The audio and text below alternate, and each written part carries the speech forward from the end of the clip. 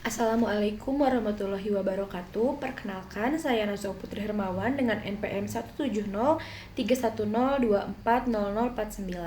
Di sini saya akan menjelaskan hasil resume saya dari 9 video seri Memahami Manusia yang telah diupload oleh Pak Heri Wibowo pada channel YouTube Ruang Belajar Al-Jauzi. Pada video pertama dijelaskan mengapa mempelajari manusia atau memahami manusia menjadi hal yang sangat penting. Memahami manusia penting karena banyak kebijakan-kebijakan yang berhubungan dengan manusia. Selain itu, kita sebagai calon pekerja sosial tentunya perlu memahami manusia supaya bisa memberikan praktik-praktik yang selaras dengan kebutuhan manusia itu sendiri. Selain itu, ada banyak teori yang menjelaskan bagaimana manusia berperilaku. Teori-teori tersebut berusaha untuk mengidentifikasi apakah perilaku tersebut atau perilaku seseorang diakibatkan oleh pola asuh orang tua, oleh proses pendidikan, atau oleh proses pemberdayaan. Karena jika kita tidak berusaha untuk memahami manusia, dikhawatirkan kita keliru dalam menciptakan atau menghasilkan kebijakan-kebijakan yang objektif. Pada video kedua, penting bagi kita sebagai bagian dari empowering profession, yaitu profesi yang akan berhubungan langsung dengan manusia dan profesi yang memiliki tujuan untuk empowering others, harus mempunyai banyak sumber literatur guna memahami manusia.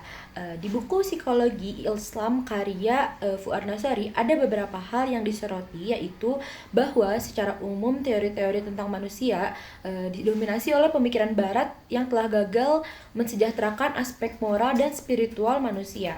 Salah satu kajian yang mendukung pernyataan ini adalah kajian dari psikologi Amerika yang terkenal, yaitu Eric Fromm, yang mengungkapkan bahwa manusia modern menghadapi sesuatu yang ironi. Mereka berjaya dalam mencapai capaian-capaian material, tetapi mereka hampa atau jiwanya hampa dan hari-harinya resah.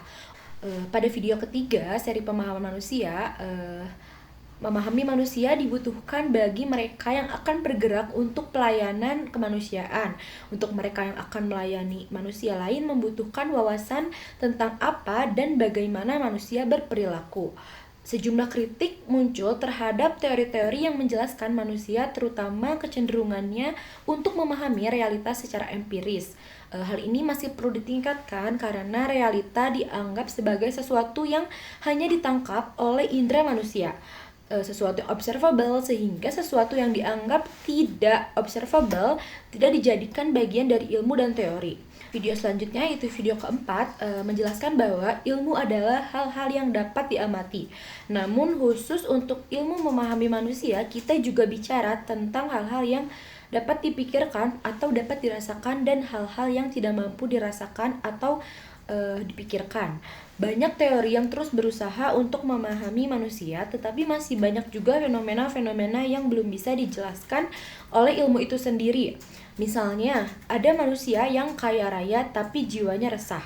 Ada juga manusia dengan harta yang pas-pasan tapi dia menjalani kehidupannya dengan bahagia.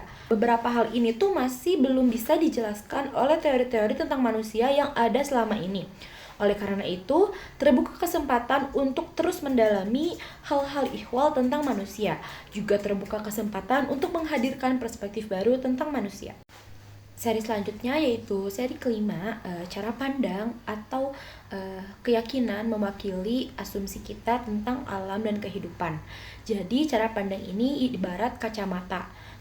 Cara pandang menentukan bagaimana kita memandang dunia dan kehidupan ini. Worldview adalah sesuatu yang sangat penting ketika kita sedang mendalami ilmu-ilmu tentang manusia dan perilaku manusia. Di kalangan idealis Jerman, istilah ini digunakan untuk menggambarkan susunan kepercayaan yang melandasi dan membentuk pemikiran dan tindakan manusia. Video selanjutnya, video seri ke-6, pada pembukaan Undang-Undang Dasar 1945 terdapat penggalan kalimat menghantarkan rakyat Indonesia ke depan pintu gerbang kemerdekaan negara Indonesia yang bersatu, berdaulat, adil, dan makmur. Maka dalam hal ini negara perlu hadir untuk menghasilkan kesejahteraan yang dimaksud, serta warga negara yang lainnya juga perlu hadir untuk mencapai hal-hal yang diinginkan tersebut. Satu rumusan tujuan dari proses untuk mensejahterakan manusia tersebut disebut dengan keberfungsian sosial. Video selanjutnya yaitu video ketujuh. Seperti kita ketahui, upaya untuk memahami manusia telah ditempuh oleh banyak sekali perspektif. Di Indonesia, Empowering Profession bekerja untuk pencegahan disfungsi sosial, perlindungan sosial, rehabilitasi sosial, pemberdayaan sosial, dan pengembangan sosial. Menjadi rasional bila kita telah menjadi seorang empowering profession di konteks Indonesia dalam upaya untuk memberikan pelayanan terbaik bagi umat manusia Indonesia, juga mempelajari belief system ini. Maka kita akan mencoba terus menggali teori-teori tentang manusia, mengupas bukan hanya sisi biologis, bukan hanya sisi psikologis, bukan hanya sisi sosial, namun juga sisi spiritual dari manusia. Video selanjutnya yaitu video ke-8 menjelaskan bahwa untuk melihat secara helikopter view sebuah konteks masyarakat pada suatu negara memerlukan atau diperlukan atau membutuhkan pemahaman tentang peradaban.